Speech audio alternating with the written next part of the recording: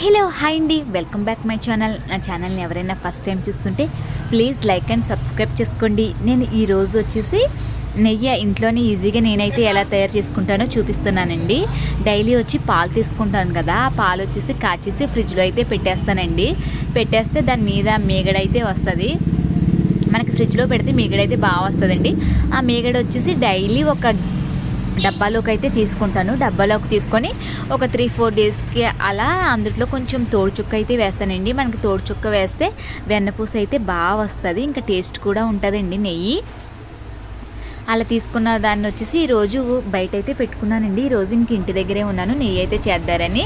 అది కొంచెం కరిగాక మిక్సీలో వేసుకోవాలండి. మిక్సీలో అంటే ఒక మిక్సీ అందుంటే అందులో హాఫే వేసుకోవాలండి, ఫుల్ వేసుకోకూడదు. హాఫ్ వేసుకొని కొంచెం వాటర్ అయితే వేసుకోవాలండి. వేసుకొని మనకి మిక్సీ పట్టాలి. మిక్సీ పడితే ఇదిగోండి ఇప్పుడు చూసారా ఇలా వెన్నపూసలా వచ్చిందండి. నాకు ఆ డబ్బాలో మొత్తం ఇలా వెన్నపూసలా వచ్చింది.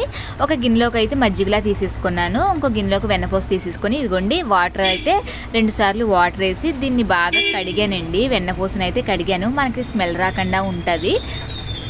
అంటే మనకి మీగడ ఎప్పటి నుంచో ఉన్నది కదండి, అది స్మెల్ రాకుండా ఉంటుంది. ఇదిగోండి మీగడ మొత్తం అయితే ఇలా వెన్నపూస అయింది కదా, దీన్ని ఇలా కడిగేసి ఒక గిన్నెలోకి అయితే మందపాటి గిన్నెలోకి తీసుకోవాలండి. నాన్ స్టిక్ పాన్లో తీసుకుంటే మనకి నెయ్యి అసలు అడుగు అంటకుండా బాగా వస్తుందండి. నా దగ్గర అయితే నాన్ స్టిక్ పాన్ అయితే లేదు.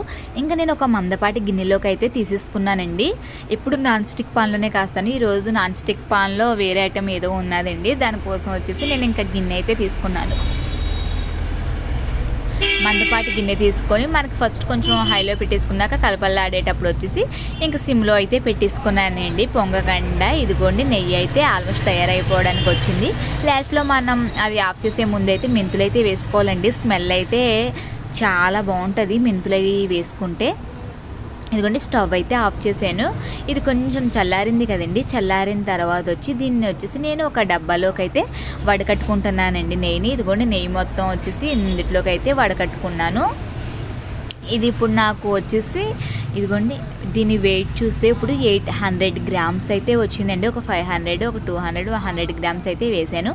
800 గ్రామ్ నెయ్యి అయితే వచ్చింది. ప్లీజ్ లైక్ అండ్ సబ్స్క్రైబ్ చేసేసుకోండి. By by.